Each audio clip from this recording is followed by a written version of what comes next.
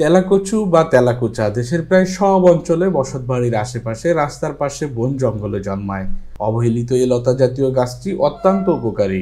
আসুন জেনে নেই এর ঔষধি গুণ।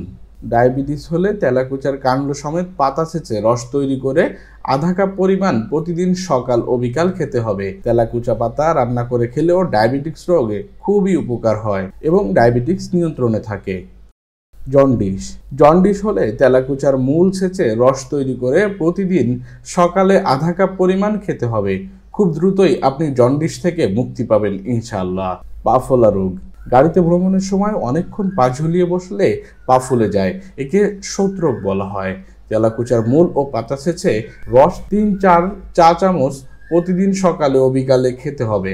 আপনি এ থেকে মুক্তি পাবেন ইনশাআল্লাহ। শ্বাসকষ্ট। বুকে সর্দি বা কাশি বসে যাওয়ার কারণে শ্বাসকষ্ট হাঁপানি রোগ হয়। হাঁপানি রোগ হলে বা শ্বাসকষ্ট হলে ঠান্ডা লাগলে তেলাকুচার মূল পাতার রস হালকা গরম করে 3-4 চা চামচ পরিমাণ 3 থেকে 7 দিন প্রতিদিন সকালে ও বিকালে খেতে হবে। আপনি এ থেকে মুক্তি পাবেন ইনশাআল্লাহ।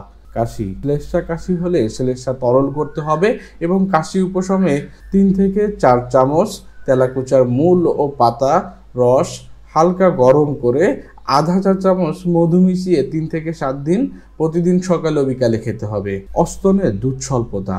সন্তান প্রসবের পর অনেক মায়ের অস্তনে দুধ আসে না বা সন্তান দুধ পায় না বা শরীর ফ্যাকাশে হয়ে যায়। এই অবস্থা দেখা দিলে একটা করে তেলাকুচার ফল হালকা গরম করে মধুর সাথে মিশিয়ে তেলাকুচুর পাতা পরিমাণ মতো সকাল বিকাল 1 সপ্তাহ খেতে হবে। ইনশাআল্লাহ মায়ের অস্তনে দুধ আসবে। ফোড়া ও ব্রণ সমস্যায় তেলাকুচা পাতার রস বা পাতা ছেঁচে ফোড়া ও ব্রণে প্রতিদিন সকাল বিকাল ব্যবহার করতে হবে। এটা কারেন্টের মতো কাজ করে। 5 থেকে 7 দিনের মধ্যে আপনার সকল ফোড়া ও ব্রণ দূর হয়ে যাবে, কথা দিচ্ছি। আমাশা হতে থাকলে তেলাকুচুর মূল ও পাতা রস করে 3 থেকে 4 চা চামচ 3 থেকে 7 দিন প্রতিদিন সকালে ও বিকালে খেতে হবে। এ রোগ থেকে মুক্তি পাবেন ইনশাআল্লাহ।